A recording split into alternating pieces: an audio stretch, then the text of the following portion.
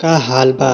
आज बात कइल जाई सबसे पहिले रवि किशन के बारे में। ई गोरखपुर सम्मेलन में बॉलीवुड के सबसे बड़ा सिंगर में से एक बी प्राक के बोलीले रहलन, जेकरा के बहुत ही अच्छा से स्वागत के गाड़ी पर से उतरला के बाद गला वाला मिललन। ओकरा बाद से बी प्राक भी अपना स्टोरी पर इनकर स्टोरी लगैलन। आप लोग देखल चाहता लो तो देख लो स्टोरी।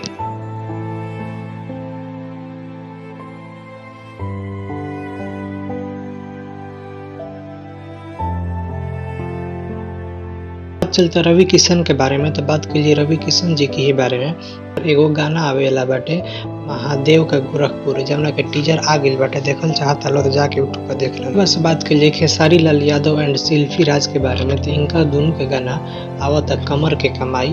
तो खेसारी लाल यादव के बारे में तो एगो इनकर और गाना बाटे रंग दे बसंती, जौना कि 1 मिलियन से ज्यादा व्यू हो गइल बा। खेसारी लाल यादव अपने स्टोरी पर लगा के बतौलन। बस बात कइला अरविंद अकेला कल्लू के बारे में, जे गई रहलन ताजमहल में, वो एगो अपने इंस्टाग्राम पे स्टोरी लगा के बतौलन।